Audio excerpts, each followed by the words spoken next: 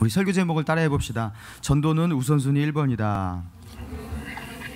자, 다시 한번. 전도는 우선순위 1번이다. 네, 전도는 우선순위 1번이다라는 제목으로 우리 마가복음 1장의 본문을 중심으로 같이 은혜를 나누기 원합니다. 2016년 2월에 실제로 독일에서 일어난 사건이라고 하는데요. 독일 남부 바이에른주 철도에서 아침에 통근 열차 철도 두 차량이 정면 충돌을 했습니다. 그러면서 대참사가 일어났는데요. 그러면서 객차가 전복이 되고 탈선하고, 그러면서 기관사가 4명이나 죽게 되었고요. 그리고 승객 7명이 숨졌습니다. 그리고 85명의 심각한 부상자가 생겼다고 합니다. 근데 어떻게 하면 어떻게 해서 그렇게 이런 충돌의 사고가 일어났냐? 잘못된 신호를 받고 같이 출발을 했다라는 거예요. 그렇다면 왜 잘못된 신호가 전달되었냐면, 그 시간에 그 열차들의 신호를 제어하고 신호를 보내는 담당 직원이 있었는데요. 이 직원이 직무상 절대로 휴대전화를 켜면 안 된대요. 근데 스마트폰을 켜고, 그리고 온라인 게임에 접속해서 장시간 동안 그 게임을 하면서 그 열차 업무도 병행했다고 합니다. 그러면서 게임에 정신이 팔린 상태 속에서 그 열차들에게 제대로 된 신호를 보내지 못해서요, 결국에 둘 다 출발해라 해서 정면 충돌하게 되었다라는 거예요. 근데 이 직원은요, 자기는 39살인데 벌써 아주 많은 시간 동안 내가 이 일을 능숙하게 해왔기 때문에 이거는 충분히 게임하면서도 할 수 있다고 생각했다고, 자기는 아직도 왜 그런 일이 벌어진지 모르겠다고 그렇게 말했다고 합니다. 아무튼 이 직원은요, 결국에 돌이킬 수 없는 참사를 만들었고, 이로 인해서 11명이 안타깝게 목숨을 잃게 되었어요. 여러분, 그 게임을 한번 한다고 게임이 그 자체가 죄가 아니잖아요. 그죠? 스마트폰 게임 때로는 할 수 있는 거 아니겠습니까? 여러분, 그런데 열차 신호 제어를 담당하는 사람이 그 신호를 보내는 그 중요한 업무를 수행하는 그 시간에 게임을 하고 있어요. 여러분, 이거는요, 살인행위와 같은 것이에요. 실제로 검찰에게 살인 행위로 그렇게 기소되었다고 합니다. 여러분, 우리가 이 땅에서 그 자체로는 죄가 아니지만 그 상황과 그 시기에 적절하지 않기 때문에 죄가 될 수 있는 일, 어떻게 보면 끔찍한 죄가 될 수 있는 일들이 많이 있습니다. 여러분, 우리가 이 땅에서 먹고 즐기는 것, 여러분, 그게 죄입니까? 아니죠. 여러분, 잘 드시고 즐기기도 하시잖아요. 그죠? 또 이 땅에서 잘 놀 수도 있습니다. 하나님께서 이 땅에서 우리에게 허락하신 많은 즐거움들을 누리며 살 수도 있는 거예요. 여러분, 즐기는 것 자체가 죄가 아니에요. 그런데 예수 그리스도께서 우리에게 주신 그 긴급한 명령을 딱 받고 그 긴급한 명령을 이행하는 그 순간, 그리고 사명자로서 그것을 전달하느냐 전달하지 못하느냐, 그 사명자로서 그 업무를 행하느냐 행하지 못하느냐가 한 영혼의 목숨이 달린 문제의 순간 가운데 먹고 즐기고 놀고 있어요. 여러분, 그러면 그거는 그 즐거움과 그 쾌락과 그 누림은 죄가 될 수가 있는 거예요. 살인행위와 같은 죄가 될 수가 있는 것입니다. 여러분, 그래서요, 우리는 이 땅 가운데 영적인 싸움이라는 것은 바로 이런 싸움인 것입니다. 어떤 싸움이냐면, 따라해 보실까요? 우선순위의 싸움. 이게 우선순위의 싸움이에요. 뭐가 지금 이 시간 나에게 우선인지를 골라내고 그것을 선택하고 그것을 결정하고 그것을 행하는 싸움. 여러분, 그게 바로 이 땅에서 우리가 싸워야 될 영적인 싸움인 거예요. 우선순위의 싸움. 영적으로 바로 선 사람들의 특징이 무엇입니까? 뭐가 더 중요한지를 영적으로 분별할 줄 알고요, 가장 중요한 일을 위해서 그보다 덜 중요한 일을 하지 않기로 결정하는 사람들. 그래서 자신이 가지고 있는 하나님께서 자기에게 허락하신 한정된 에너지, 그리고 자기에게 허락하신 한정된 시간, 그 자원들을 덜 가치 있는 것, 그것에 낭비하지 않고 가장 가치 있는 것에 우선적으로 투자하고 그것에 사용하는 것. 여러분, 이게 우선순위의 싸움이고요, 이게 바로 영적인 싸움입니다. 그런데 영적으로 무너져 있는 사람의 특징이 무엇입니까? 영적으로 무너진 사람의 눈에는요, 세상의 많은 것들이 거의 다 중요해 보여요. 이것도 좋은 것 같고요, 저것도 중요한 것 같고요, 저것도 붙잡아야 될 것 같고, 이것도 놓치면 안 될 것 같아요. 이게 영적으로 무너진 사람의 특징이에요. 그래서 이 사람의 눈에는 모든 것이 긴박해 보이고 중요해 보이기 때문에 일단 내 앞에 중요해 보이는 것을 붙잡고 그것을 열심히 합니다. 그래서 늘 쫓기듯이 사는데 영적인 우선순위가 정확하지 않기 때문에 결국에 가장 중요한 것을 하지 못해요. 그래서 지는 거예요. 때로는 이런 사람은요, 덜 중요한 것들을 하다가 진짜 중요한 것을 놓치게 되는 것이에요.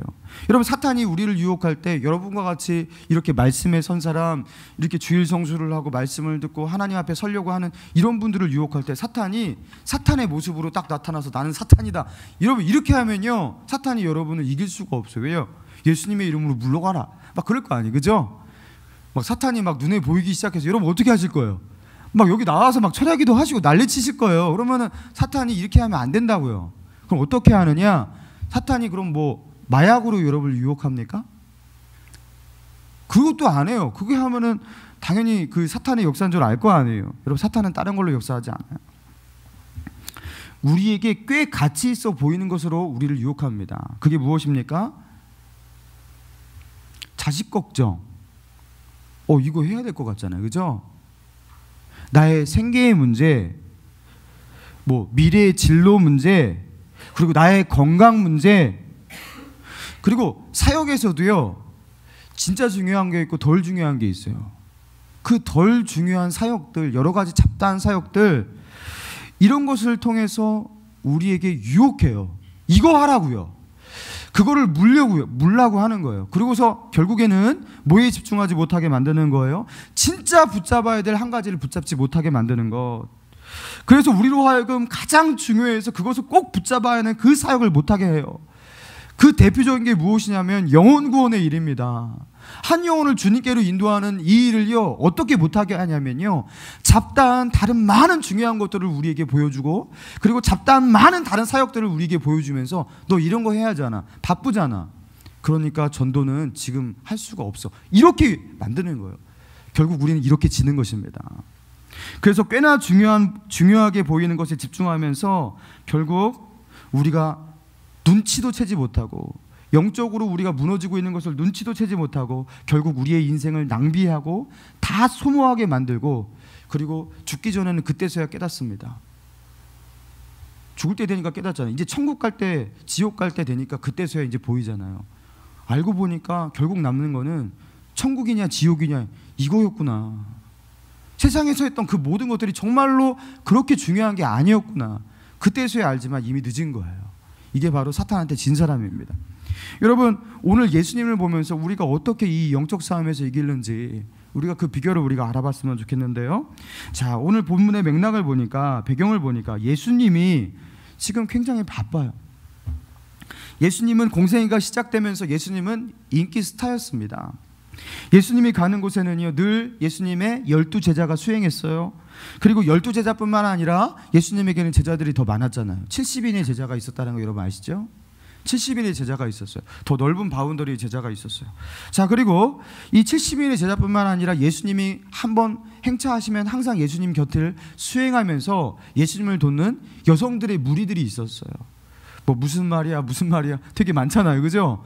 다 예수님을 수행했던, 그리고 제자들과 예수님의 식량, 음식 이런 것들을 같이 공개하고 도와줬던 그런 여성들이었어요. 그러면은 12제자, 70인 제자, 그리고 이런 여성들 여러분 포함하면 예수님이 한번 행차하실 때 몇 명 행차, 그렇죠? 100여 명 이상이 항상 움직였던 거예요. 여러분, 그러니까 예수님이 움직이실 때 이렇게 대단한 움직임이 있었고, 그리고 예수님이 한번 행차하시면 기본적으로 10,000명 단위 이상 모였습니다. 예수님은 병을 고쳤잖아요. 귀신을 쫓아냈잖아요. 사람들이 소문을 내서 그냥 막 몰려왔잖아요. 심지어 광야에서 말씀을 전해도 20,000명이 왔어요. 바닷가에서, 그쵸? 고기 잡는 그 바닷가에서 말씀을 전해도 몇만 명 단위로 그렇게 몰려와서 말씀을 들었어요. 그러니까 도심 한가운데서 말씀을 전하지 않아도 이런 일이 벌어졌으니 여러분, 얼마나 예수님이 인기였던 거예요. 예수님은 그냥 인기 스타였습니다. 예수님을 찾아서 사람들이 그렇게 몰려들었어요. 자, 근데 이거를 예수님의 입장에서 생각해 보자면 사람들이 이렇게 예수님을 찾는데 예수님은 얼마나 바쁘셨겠습니까? 예수님이 얼마나 바쁘셨겠어요? 자, 예수님이 얼마나 바쁘셨는지를 암시하는 그 구절이 바로 오늘 본문 앞에 나와 있는데요. 자, 1장 32절부터 34절까지를 한번 봅시다. 자, 32절부터 34절까지 우리 같이 한번 읽어볼까요? 시작. 저물어 해질 때 모든 병자와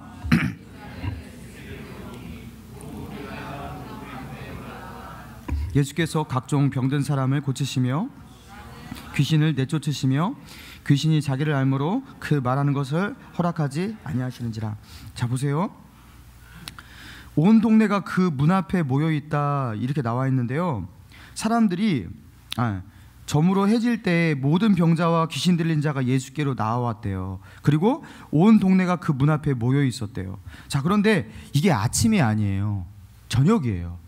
저녁 해가 지고 난 뒤에도 사람들이 떠나가지 않고 문 앞에서 대기하고 있었던 거예요. 그러니까 뭐예요? 낮에 예수님께서 그렇게 사역을 하고 사람들을 만나주시고 병을 고쳤는데도 사람들이 아직도 줄을 서고 있었던 거예요. 그 저녁 해질 때에도 예수님은 쉴 수가 없었습니다. 그냥 밤 늦게까지 예수님은요 계속 사역의 연장선 속에 있었던 것이에요. 자, 그러면서 이 본문을 통해서 지금 우리에게 그 말하고 있는 이 현장의 분위기가 뭡니까? 지금 예수님은 어떻다? 무지 바쁘다, 바쁘시다. 예수님은 지금 눈코 뜰 새 없이 바쁘셨다라는 거예요. 자, 그런데 예수님께서 이렇게 바쁘신 그 사역의 일정과 바쁘신 삶 속에서 어떻게 반응하시는지 우리가 한번 성경을 보자라는 거죠. 자, 35절입니다. 35절 시작. 새벽 아직도 밝기 전에 예수께서 일어나 나가 한적한 곳으로 가자 거기서 기도하시더니, 예수님은 일단 새벽에 일찍 일어나셔서 한적한 곳으로 가셔서 자기만의 하나님과의 시간을 확보하셨어요. 기도하셨어요. 하나님과 단둘이 영적 교제의 시간을 가지셨어요. 그러면서 거기서 뭐 했을까요? 예수님이 그 바쁜 일상 가운데서 자기의 사역을 어떻게 해야 할지 하나님 앞에서 좀 정리하는 시간을 가졌던 것 같아요. 근데 그때 마침 하나님과 함께하는 그 단둘만의 그 시간을 갖고 있을 때에도 사람들은 예수님을 가만두지 않습니다. 36절과 37절 보니까 이렇게 나와 있습니다. 시몬과 및 그와 함께 있는 자들이 예수의 뒤를 따라가 만나서 이르되 모든 사람이 주를 찾나이다. 예수님이 이제 겨우 혼자만의 시간이 생겼는데 그때에도요 제자들이 예수님 뒤를 졸졸 따라가서 예수님이 기도하는 것 좀 보고 기도를 좀 오래 하시니까 어떻게 한 거예요? 예수님 지금 이럴 때가 아닙니다. 모든 사람이 지금 주님을 찾습니다. 이렇게 말하고 있는 거예요. 이거를 이제 그 시대의 상황 속에서 그 베드로가 또 그 제자들이 어떻게 말했을까 생각해 본다면 제자들이 이렇게 말했을 거예요. 예수님 지금 너무 바쁩니다. 사람들이요 지금 집 앞에 줄을 서 있는데요 몇백 미터예요. 이거 이 사람들 다 감당하려면 오늘 우리 밥도 못 먹어요. 그러니까 주님 지금 빨리 가고 지금부터 해야 됩니다. 바로 안수기도 바로 시작하시죠. 제가 줄을 세우겠습니다. 막 이런 식으로 하면서 예수님을 재촉했던 거예요.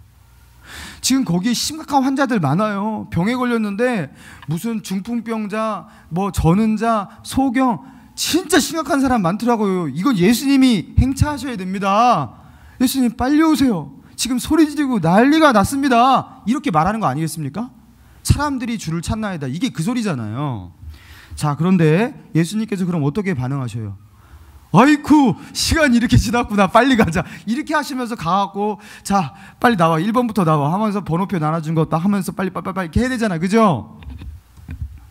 자, 그런데 예수님 어떻게 하시는지 보자고요.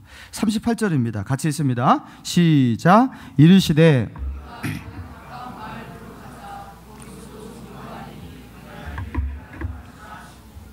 우리가 다른 가까운 마을들로 가자. 여러분 이거 굉장히 충격적인 말입니다.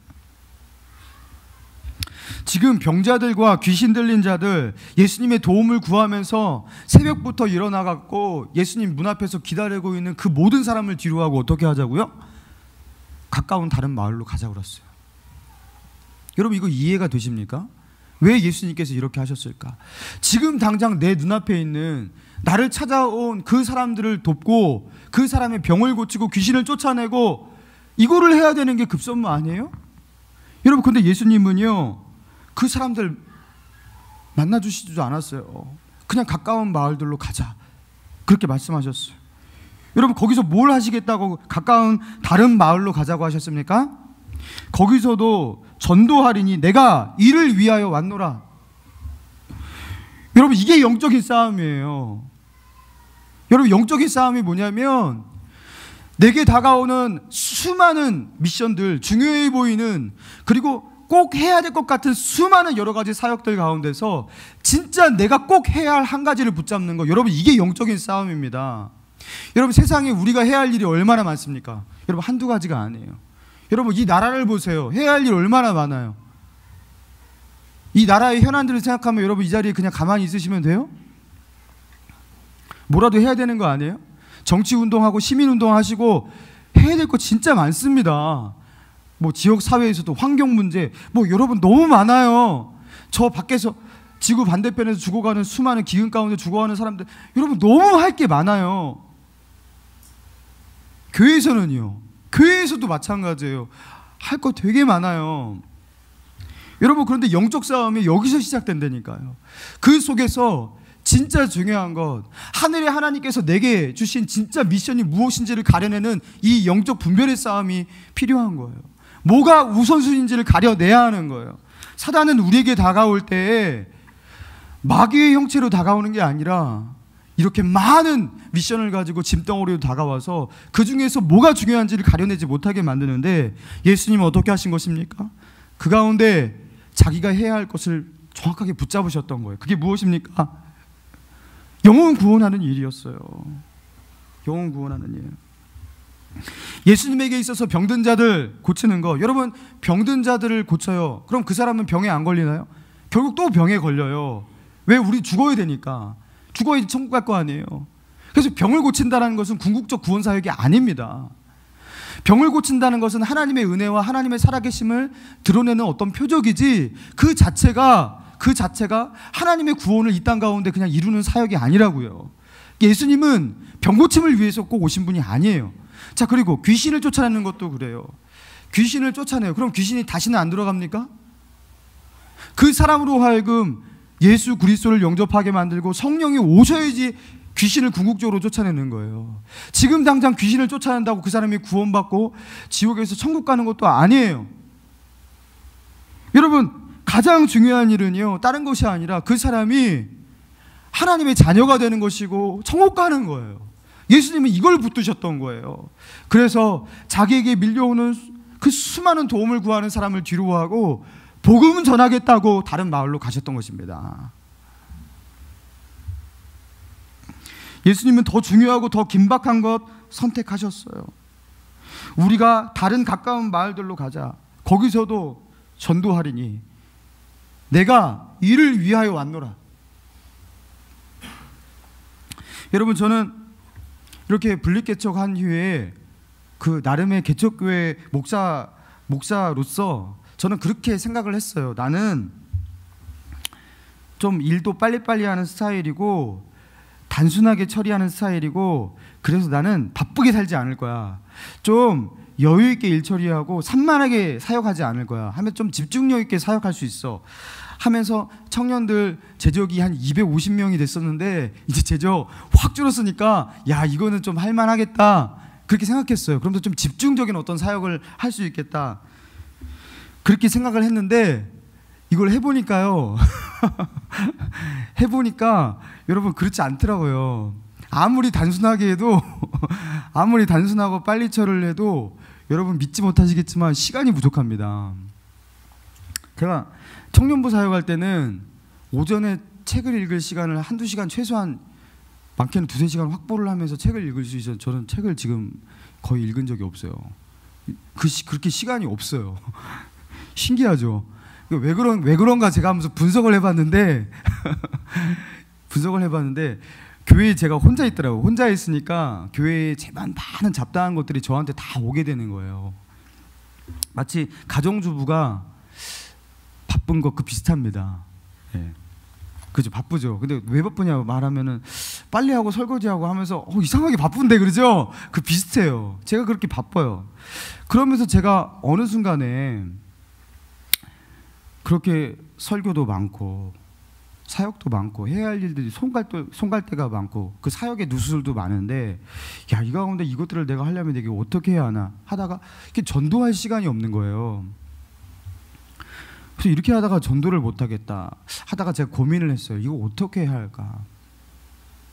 그리고 제가 한 달 전 정도에 이렇게 살면 안 되겠다. 그래서 제가 결정을 했습니다.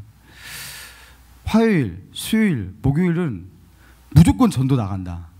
그 제가 한 5시면은 제 아내하고 같이 한 7시까지 나가요. 그래서 이렇게 퇴근길이나 이런 그 길목 잡고서 커피 나눠주면서 전도를 하는데요. 제가 전도를 하면서 느낀 게 뭐냐면 설교를 할 때보다 전도할 때가 더 기쁘더라고요. 그 낙심한 영혼에게 그래도 예수 다시 믿으셔야죠. 신앙생활 다시 하셔야 됩니다. 하면서 그분이 제가 다시 할 수 있을까요? 아니요, 그럼 다시 할 수 있죠. 목사님 다시 교회 다니셔야 돼요. 하면서 이렇게 하면서 그 영혼들에게 독려하고 교회 다니자고 말을 하고 여러분 그러면서 영혼을 접촉하니까요. 제 마음이 기뻐요. 마음이 기뻐요. 내가 왜 기쁠까 생각해 봤어요. 우리는 어쩔 때 내가 정말로 좋아하는 일을 하고요, 내가 기뻐하는 어떤 나의 취미생활 어떤 것을 할 때에도 이상하게 내 마음 깊이서부터 기쁨이 느껴지지 않을 때가 있어요. 여러분 그렇지 않습니까? 저는 그럴 때 많아요. 캠핑을 너무 가고 싶어서 캠핑 갔는데 안 기뻐요. 영화를 너무 보고 싶어서 영화를 봤는데 별로 그렇게 즐겁지가 않아요. 그래서 왜 그때 안 즐거울까? 내가 좋아하는 것을 하는 그 순간에도 왜 내 마음 가운데 진정한 기쁨이 없을까 생각해 보니까요, 내 안에 계신 성령께서 기뻐하지 않으면 내 육신적인 기쁨의 일을 해도요, 그게 진짜 즐겁고 행복하지가 않은 거예요. 그러니까 예수의 사람이 된 사람은 내 안에 성령이 기쁨을 동의하지 않으면 진짜 즐겁고 행복할 수가 없는 거예요. 근데 제가 전도를 하니까 그 사역의 현장 가운데 나가니까 성령께서 기뻐하시니까요, 제가 기쁘더라고요. 참 자유와 그 기쁨이 있는 것을 제가 경험하게 되었습니다. 여러분 우선순위를 잡고 성령께서 정말로 기뻐하시는 그 일을 해보십시오. 여러분 그러면 참 기쁨과 자유가 여러분에게 임하게 될 것입니다. 여러분 중국에 열방 고등학교를 설립하신 그 최하진 선교사님, 이분의 아내가 최수연 선교사님인데요. 이 최수연 선교사님이 책 가운데 그런 고백을 했어요. 원래 남편인 최하진 선교사가 카이스트에서 그 공학 박사입니다. 그리고 고액 연봉을 받고 그 연구원으로 있었습니다. 그리고 그 아내였던 최수연 선교사님 본인은요, 강남의 미술학원 원장으로 정말로 억대의 수입을 올리고 있는 잘 나가는 미술학원 원장이었대요. 자, 그런데 어느 날 청천벽력과 같이 최하진 선교사 남편이 선교사로 헌신을 해요. 선교지를 떠나겠다고. 그러면서 아내인 자기도 강제로 떠날 수밖에 없고 강제로 선교사가 될 수밖에 없는 그런 그 현실이 다가온 거예요. 근데 이 최수연 선교사가 이게 너무나 답답하고 억울하더래요. 남편이 가니까 자기는 할 수 없이 선교사로 간다라는 것이 그게 좀 그렇더래요. 그래서 하나님께 기도를 하기 시작합니다. 하나님, 내 발로 즐거워하는 마음으로, 자원하는 마음으로 갈 수 있게 해주세요. 억지로 가긴 싫어요. 그러면서 기도를 했는데 그때 하나님이 주신 은혜를 깨닫게 되고 십자가의 은혜, 그리고 그동안 잘못 살아온 자기의 삶을 반성하게 하시면서 영적으로 큰 회복을 경험합니다. 그러면서 이 최수연 선교사님이 지난날을 돌아보면서 책에 이런 고백을 했는데 제가 한번 읽어드리겠습니다. 들어보세요. 그동안 나는 하나님이 내게 주신 것을 청지기로서 관리해야 함을 깨닫지 못하고 내 것인 양 교만과 욕심을 부렸다. 그러나 나를 첫째 자리에 두었을 때의 기쁨은 물거품처럼 잠시였지만 예수님을 첫째 자리에 두었을 때 그분이 주시는 기쁨은 반드시 경험해 봐야만 아는 기쁨이었다. 나도 예수님을 첫째 자리에 두기 전에는 그 기쁨을 몰랐다. 내가 첫째 자리에 있었을 때 그 기쁨은요, 물거품처럼 잠시였대요. 그 세상의 기쁨이 있긴 있죠. 근데 그게요, 그 거품처럼 그냥 사라져 버리는 거예요. 금방 없어져 버리는 거예요. 그래서 공허함을 느끼게 되고. 근데 예수님이 나의 삶의 첫 번째 자리에 오게 되니까, 그분이 내 삶의 우선순위 1번이 되니까, 이거는 경험해보지 못하면 알 수 없는 그 기쁨이 자기 안에 찾아들기 시작했다라는 거예요. 그러면서 최소영 선교사님이 이렇게 고백합니다. 하나님의 나라가 먼저라는 것이 뼛속 깊이 박히니까 다른 것은 부차적인 것으로 변했다. 남편도 자녀도 재산도 미래도 모두 그러다 보니 걱정이 사라졌다. 삶의 우선순위가, 인생의 우선순위가 하나님 앞에서 이제 하나님의 나라, 이걸로 변하니까요, 어떻게 되었다고요? 걱정이 사라져 버렸대요. 그동안 그것 때문에 염려하고 걱정하고 근심하고 맨날 쫓기면 살았던 세상의 그 문제들이 있잖아요. 내 삶의 그 문제들이 있잖아요. 그런 것들이 더 이상 걱정거리가 아니게 되었다라는 거예요. 이게 하나님이 주신 자유가 이렇게 대단한 것입니다. 세상 사람들과 똑같이 생존의 문제를 놓고 살아가지만 우리는 하나님이 주시는 그 자유함 때문에 그 생존의 문제에 쫓겨다니지 않게 되는 거예요. 이게 진짜 자유예요. 여러분, 제가 청년 시절에 모교회에서 그 단기 선교로 중국 산등성을 열흘 동안 간 적이 있었어요. 그때 이 열흘간의 그 단기 선교를 마치고서 마지막으로 그때 우리 그 단기팀을 인도했던 중국 선교사님이 계셨는데, 그 현지 선교사님과 같이 그 담화를 갖는 시간을, 작별의 담화, 그걸 갖는 시간이 있었습니다. 그때 그 선교사님이 마지막으로 그 해주신 그 말씀이 잊혀지지가 않아요. 그분이 우리한테 물으셨어요. 이렇게 물으셨어요. 여러분, 살다가 힘들고 괴롭고 마음이 답답할 때 여러분 뭐 하십니까? 그러더라고요. 여러분 스트레스 받고 앞이 보이지 않고 답답하고 힘들 때 여러분 뭐 하냐고 그러더라고요. 그래서 한 사람 한 사람 대답해 보래요. 그래서 한 사람 한 사람 대답했어요. 한 사람은 저는 그럴 때 말씀을 봅니다. 뭐 어떤 사람은 저는 그때 새벽 기도를 갑니다. 그리고 어떤 분은 저는 그때 그냥 푹 그냥 자버려요. 스트레스 할 때 그냥 자는 게 최고인 것 같아요. 저는 그냥 막 먹습니다. 막 이런 것들을 막 말하고 있었어요. 그리고 다 말하고 나서 선교사님이 그러시는 거예요. 자기도 선교사로서 이 땅에서 사역하면서 중국 공안, 그 당시에는 진짜 중국 공안의 감시가 훨씬 심했습니다. 중국 공안의 감시를 받으면서 선교를 하는 게 정말 피가 마를 정도로 힘들 때가 많다라는 거예요. 밤에 잠을 잘 때 이게 침대에 누워서 잠을 자는데 자동차의 헤드라이트 불빛이 창가를 한 번만 스쳐도요, 소스라치게 놀라서 자리에서 벌떡 일어난대요. 공안이 들이닥친 줄 알고. 그렇게 긴장 가운데 매일매일 살아가는데 자기가 어떻게 침체가 안 되고 어떻게 이게 그 영혼이 그 메마르지 않을 수가 있냐요. 너무 힘들다라는 거예요. 그런데 그렇게 사역이 힘들고 어렵고 궁지에 내몰릴 때, 어떻게 해야 할지 모를 때, 그 선교 사역 초기에는 그것 때문에 정말로 눌리고 힘들어서 참 힘들었대요. 그런데 어느 날 그 모든 눌림들을 이기는 비결을 알게 되었는데, 그게 뭐냐면, 너무 힘들어서 어떻게 했냐면요, 이판사판 모르겠다 하고서 성경책과 사형리 전도지를 들고 길거리로 나갔대요. 나가서 그 참 위험한 것이지만 선교사가요, 그 영혼들, 중국 그 한족 영혼들을 붙들고 중국어로 전도를 하기 시작한 거예요. 전도를 했는데 거기서 뭐 많은 열매가 맺힌 건 아니에요. 근데 그 전도를 하고서 돌아오는데, 아까까지 나 더 이상 사역 못하겠어, 이곳에서 나 더 이상 사역하다 나 죽을 것 같아 하면서 정말로 그렇게 스트레스가 가득하고 궁지에 내몰린 그 답답한 자기의 마음이 완전히 바뀌어서 성령으로 충만해져서 돌아와서 할렐루야를 부르고 있는 자기의 모습을 봤다라는 거예요. 그리고 깨달았대요. 하나님은 내가 입을 열어 복음을 전하기를 원하시는구나. 내가 이렇게 힘들고 답답하고 궁지에 내몰린 거는 내가 그분이 원하시는 것을 하지 않고 가만히 앉아있기 때문이구나. 그러면서 그때부터요, 힘들고 어려울 때, 삶이 고단하고 답답할 때 뭐 하냐면 복음 들고 밖으로 나가서 전도하기 시작한다라는 거예요.